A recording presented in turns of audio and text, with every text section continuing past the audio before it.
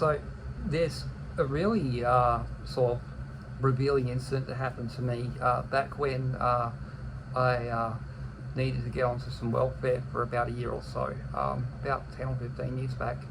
I can remember going down to Centrelink, being told by everyone, you need to go down and do this, and trying to do it on my own. And when I did, basically I was treated like I was just a piece of garbage by all the staff down there. Like, I told them I was disabled, I told them I had autism, and the Centrelink office in Mandurah, they treated me like a complete fucking piece of garbage. They treated me like I was like what human refuse. They treated me like I was like a piece of shit, basically. And then I went home quite discouraged by all this, and my father got quite mad and went down there, and he talks to them. Suddenly, when it's a boomer with a Gen Y or a millennial, suddenly it's yes sir, no sir, 3 bags full. The moment my father showed up, their attitude changed completely. And he doesn't understand, he'll never see it because he's never been treated any differently. But the truth is, his generation gets a lot of privilege. People don't like, people pretend it's not the case. It's absolutely the case. I've seen it with my own fucking eyes. They like to lie and lie and lie and gaslight about this and pull the wool over your eyes.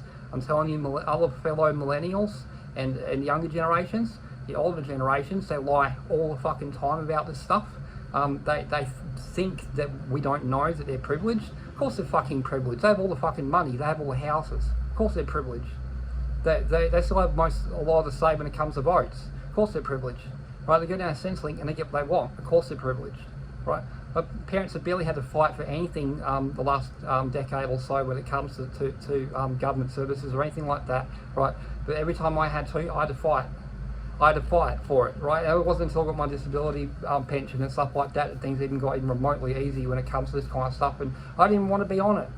I don't even want to be on it, but I have to be on it at the moment because I can't deal with this and I can't deal with autism and stuff all at the same time. I can't deal with what's going on with my mouth and what's going on with my head and all this other stuff. I can't deal with it all at the same time. I need time to heal, and then I can possibly go back to work, maybe. Who knows? Like, I'd like to, but you know, I've applied for a position here and there, but you know, unless they actually contact me back and want to take me seriously, there's not really much point.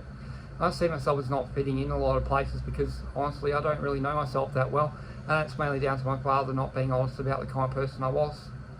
But yeah, boomer privilege definitely exists. I've seen it. I've seen it when I went down to a government welfare office. They treat the boomers very differently from they treat the millennials. The millennials, I've said all over them, there is a generational bias there. There is definitely a difference in treatment going on. That was going on 10 years ago. I can guarantee you it's still going on today. I can guarantee you it's no different now. That wouldn't have changed. No way. If you're recently out of work and you're relatively young, they're going to shit on you. And unless you get an angry parent to go down there and talk some nonsense, talk some sense into them, just purely by appearances, it's got nothing to do with what they say. It's the fact that they're a boomer. It's their identity. It's literally just the fact that they're a boomer, the fact that they're there, they're older. That person suddenly has to go, oh shit, like I might get held to account. Like behind the counter, the person goes, oh shit, I might get held to account, and suddenly they behave themselves. But they talk smack to my generation endlessly. They disrespect the Gen Y as much as they can. I think, personally, I wonder if, like, when it comes to the way government services treat our generations, whether there's a deliberate generational bias there. The same ways that they folded up pre-universities for my generation the moment we turned 18. Suddenly you couldn't go to university for free anymore. It was very inconvenient, that. And I sort of wonder, is that really a coincidence or is it deliberate? Are they deliberately engineering these situations so that people like me get treated with less respect when we go to seek help that we're rightfully entitled to, by the way? I was entitled to seek this compensation, this help, and I did it reluctantly. I didn't want to do it, right? My parents pushed me into it, and the situation was that basically I immediately got pushed into being treated like shit by Centrelink. Back then, that was like 10 or 15 years ago. They shit all over me. They did. I remember they were incredibly fucking rude. There was no need for it, and they didn't care. They weren't very empathetic. But they started caring a fuckload when my dad showed up with me. Suddenly they cared. I was gobsmacked at just the difference in how they behaved. And Dad thought it was all about how he was behaving. It had nothing to do with that. I said and asked all the same things Dad asked. It wasn't about how I said it or anything like that. No, because that's the typical thing that they'll blame me with. They'll go, oh, it's you. Like, that's the annoying thing is, it can never be that the system is wrong. It's always Harry's fault. It's never that the system fucked up. It's never that no one ever makes mistakes except for Harry, according to my father. No one ever makes mistakes except for me. No one ever fucks up except for me. It's always me. It's always my fault. Which is just statistically impossible. It's a mathematical impossibility for me to be wrong every single time, and that's why I know it's full of shit. That's why I know that this boomer privilege exists, and that's why I know that they're fucking liars. Right? They've lied about this stuff for years. It's purely to keep us in the dark. It's purely to keep us controlled, and it's purely so that we don't burn down the fucking streets, burn down all the buildings around us, demanding that we get treated the same way. And they know this. It's all lies. It's all gaslighting designed to keep you from asking for better. I demand better. I expect better. Sorry, I'm not fooled. Not for one fucking second. I know the world that we can do better, and therefore you can do better for me. It's that simple. Like, I think I deserve better. It's that simple. I know that we can do better. I've seen you treat the booms better, so you can treat me better. Or, right, I never ever vote for a conventional political party again, and I make sure that I stick the boot in at every single opportunity, and every time I get the opportunity to speak in front of a large number of people involving anything to do with governments, I'm going to say, vote for someone else. That's what I'm going to say. I'm going to say, don't support boomers, don't support Labor, don't support Liberal, get rid of all of them. Uproot the establishment, uproot them. The only way you can do it is by voting for someone else. I don't care who it is. Vote for Pauline Hanson for all I care. Vote for Susan Fishers. Vote for whatever the fuck you want. The people with the colanders on their heads over in New Zealand. Whoever the fuck you want.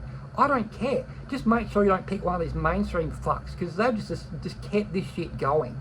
And they're going to keep it going. Right? And then they'll teach a new generation of people like me. They'll teach a bunch of weird fucking demented perverts and sycophants to keep this shit going for my generation and onwards forever. It'll keep going forever and ever unless we upend this whole shit and say, no, I'm not accepting this anymore. I'm not accepting the way my parents treat me. I'm not accepting the way the Centrelink treated me. I'm not accepting the way the government treated me, you know? Like, just upend the whole fucking thing. Just vote for someone else. Do something else. Support someone else, you know? Don't be conventional.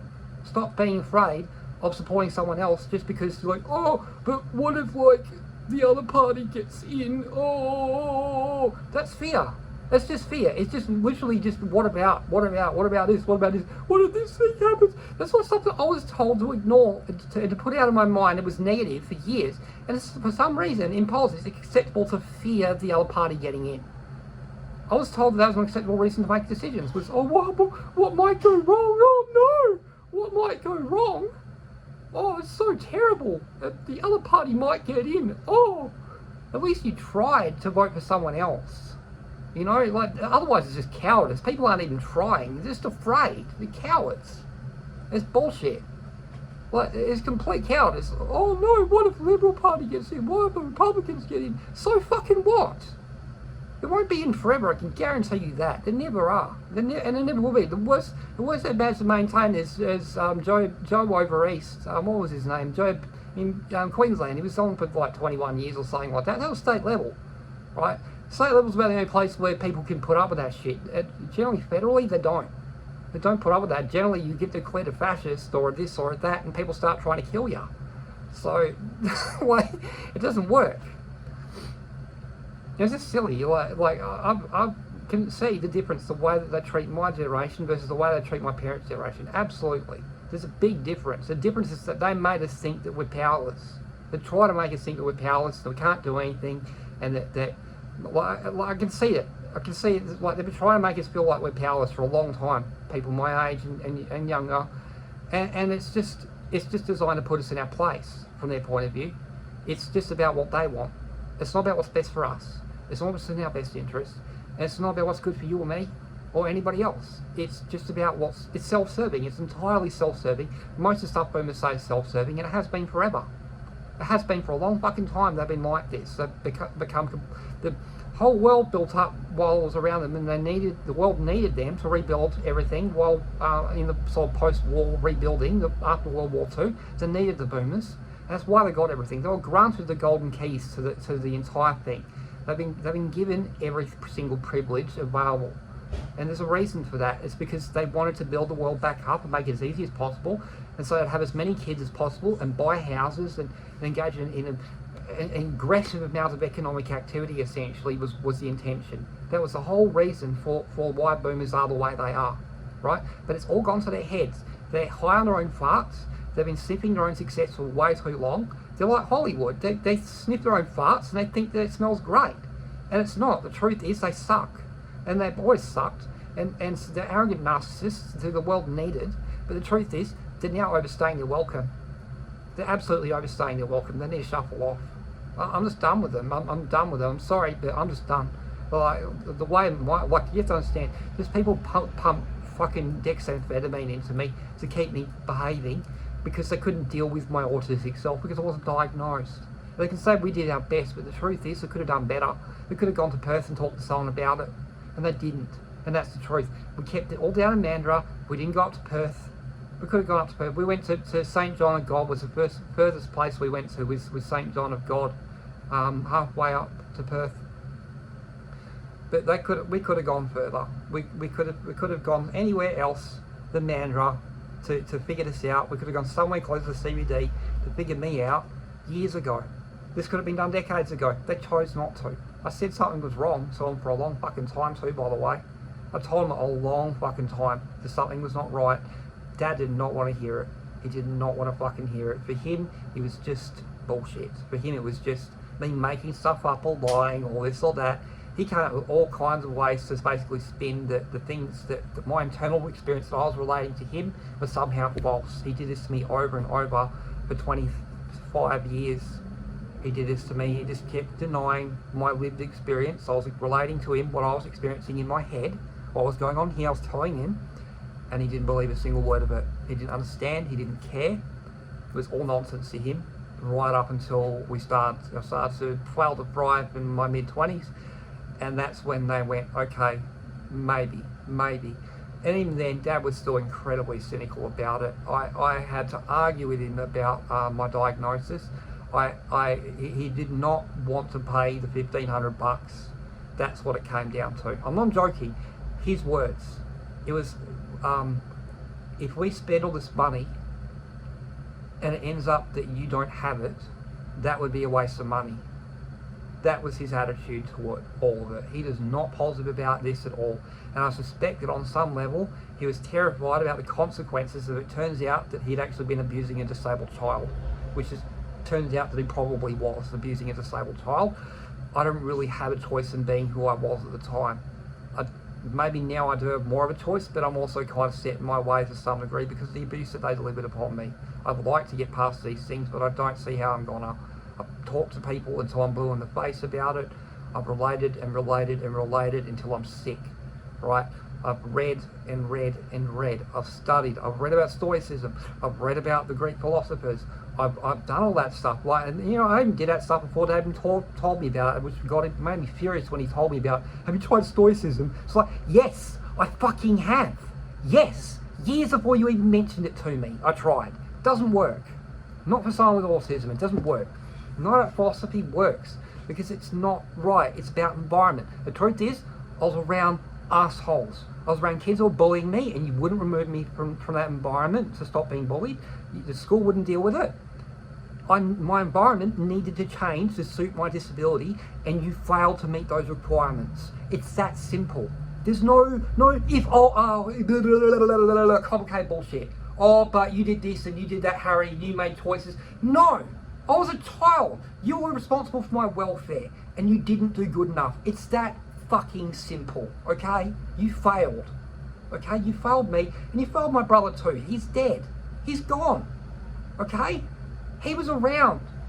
He didn't feel like he could talk to you, or me, or Mum, or Lucy. There's a reason for that. Maybe you need to figure that out. It's not just me. He didn't feel like he could talk to you either, or his girlfriend. That's ultimately what it comes down to. Let's not pretend here. Let's not play games.